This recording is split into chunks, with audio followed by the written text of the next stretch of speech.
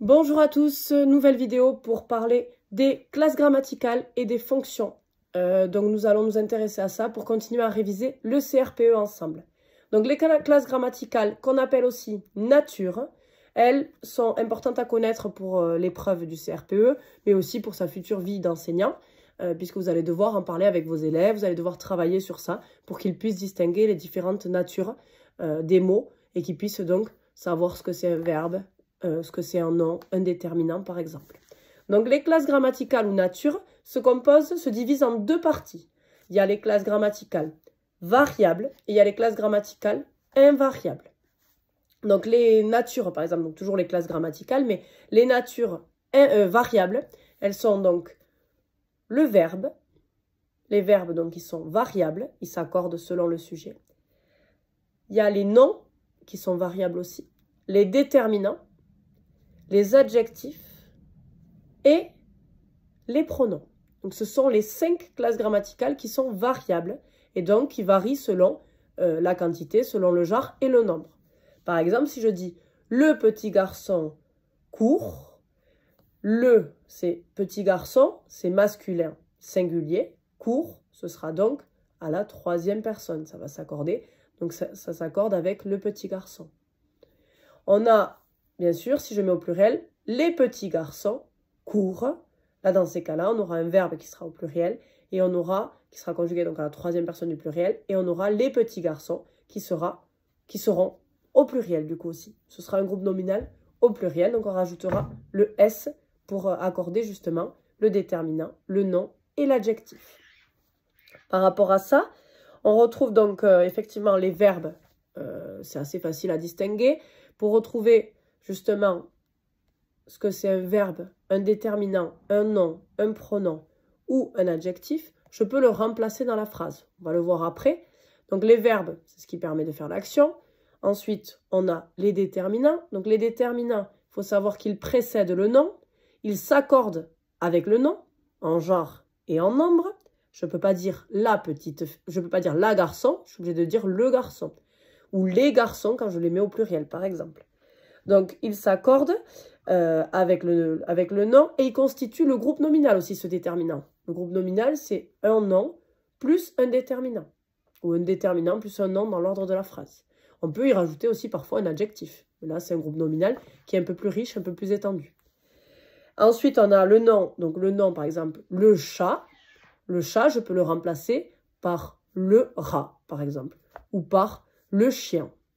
Donc le chat, si je peux remplacer chat par chien ou par un autre nom, je sais qu'il fait partie de la catégorie des noms. Et ensuite, on a les pronoms. Donc les pronoms qui remplacent un nom. Donc c'est pareil, ils s'accordent selon qu'ils remplacent un nom pluriel ou un nom singulier, par exemple. Ou un nom féminin ou un nom masculin. Par exemple, si je dis les grandes filles font du vélo, que je veux remplacer les grandes filles, je vais dire elles font du vélo. Et si c'était les garçons, j'aurais dit ils. Donc le pronom, il varie selon le nom qu'il remplace. Donc ça, c'est important de bien le savoir, de bien s'en rappeler. Il n'y a pas que les pronoms personnels, là je vous ai fait des exemples avec des pronoms personnels, mais ça marche aussi avec d'autres pronoms. Donc ça, c'est important de le savoir. Dans tous les types de pronoms, peu importe le pronom, il est variable et il varie selon le nom qu'il remplace. Parce qu'un pronom, ça vient remplacer un nom dans une phrase ou dans un texte d'ailleurs, pour ne pas répéter toujours les petits garçons, les petits garçons, les petits garçons, par exemple. L'adjectif, donc bien sûr, il s'accorde avec le nom. Donc là, c'est petit qui s'accorde avec garçon. Il n'est pas toujours accolé, il n'est pas toujours à épithète. Il peut être attribut. Donc attribut, c'est-à-dire qu'il est placé après un sujet d'état. On verra ça dans les fonctions, après un verbe d'état, pardon. Par exemple, le chat est petit. Petit, c'est un adjectif qui est attribut du sujet, puisqu'il est placé derrière un verbe d'état. Ensuite, nous avons les 5 natures qui sont les 4 natures, pardon, qui sont invariables. Donc nous avons les adverbes qui ne varient pas et qui s'écrivent toujours de la même manière. Par exemple, hier. Nous avons aussi alors, bien, très, vite. Nous avons pas mal de mots qui sont des adverbes et qui ne varient jamais. Demain également. Ça ne varie pas.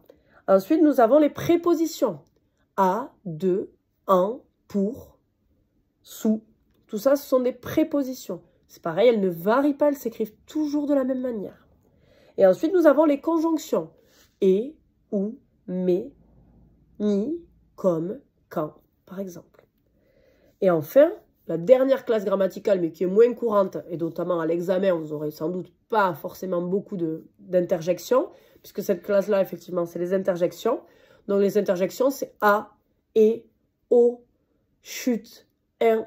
Ce sont des petits mots qui servent justement à interpeller un petit peu, qui s'écrivent toujours de la même manière et qui sont vraiment bien reconnaissables. O, O, H, tout le monde sait l'écrire. On sait, peut-être qu'on ne sait pas que c'est une interjection. Maintenant, vous le savez, c'est une interjection.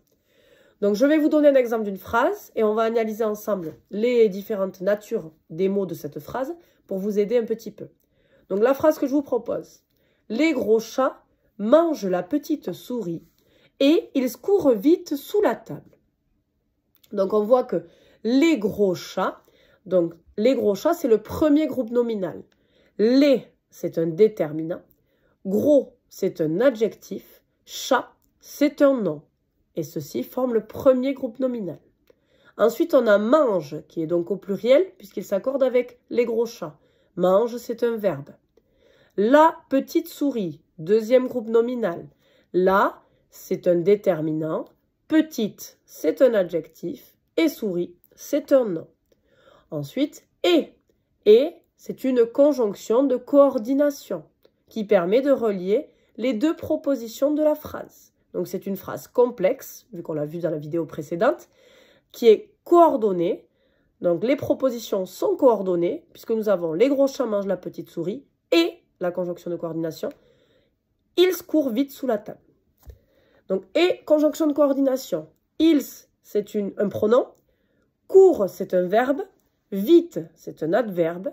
Sous, c'est une préposition. Et la table, là, c'est un déterminant. Et table, c'est un nom. Voilà pour l'analyse d'une phrase sur les différentes classes grammaticales. Et on peut remplacer, c'est ce que je vous disais. Je peux dire, à la place de les gros chats, je peux dire mon petit. Bon, on va mettre autre chose que petit d'ailleurs. Mon admirable chat. Donc, mon, c'est toujours un déterminant. Admirable, c'est toujours un adjectif. Et chien, pardon. Mon admirable chien. Chien, ça devient c'est toujours un nom. Mon admirable chien joue. Joue, donc par exemple, à la place de mange, c'est toujours un verbe. Facile, on sait que c'est un verbe. Joue avec, donc si j'avais rajouté avec, là c'est une préposition qui ne fait pas partie de la phrase. Donc si je prends autre chose, mon admirable chien,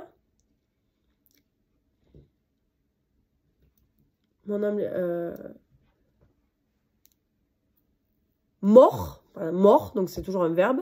Mort, ta grande copine. Donc ta, déterminant, grande, adjectif, copine, un nom, par exemple. Donc on remplace et on voit qu'on retombe sur les mêmes choses. J'aurais pu remplacer et par mais, j'aurais vu que c'est la même chose puisqu'il s'agit également d'une conjonction. Donc ça c'est important. Donc voilà comment trouver les classes grammaticales. Vous n'hésitez pas à changer votre phrase pour voir s'il s'agit bien de la bonne classe grammaticale. Ensuite, nous avons les fonctions. Donc, les fonctions qui sont définies à la fois en termes relationnels, formels et aussi en partie sémantiques. Donc, la fonction, elle repose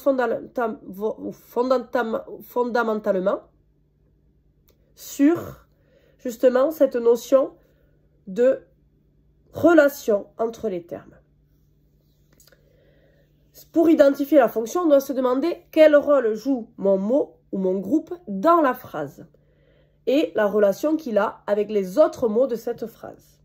Par exemple, le ciel est bleu, donc le ciel, c'est le sujet, et c'est le verbe, et bleu, c'est l'adjectif. Et l'adjectif bleu, il est relié par le verbe d'état être, donc il est attribut du sujet. Il existe deux types de fonctions, deux grands types. La fonction sujet, par exemple, elle, ça peut être aussi un prénom. La fonction sujet, ça peut être un groupe nominal. Les petits chats, tout à l'heure, c'était le sujet.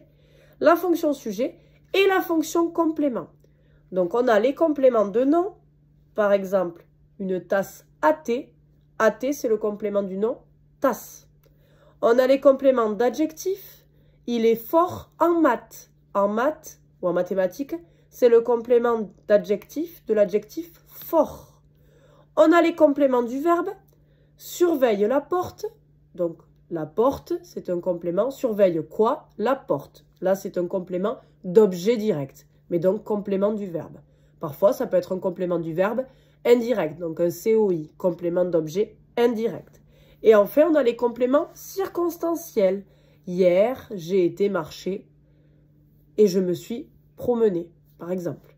Hier, ça reste un complément circonstanciel. J'aurais pu le remplacer par demain, par exemple. Sa fonction, donc c'est un adverbe hier, mais qui a une fonction d'être complément circonstanciel. Donc, il me précise justement complément circonstanciel de temps. Donc ça, c'est important de savoir. Si j'avais dit à la piscine, j'ai nagé, à la piscine, c'est un complément circonstanciel de lieu. Puisque là, je précise dans quel lieu j'ai nagé.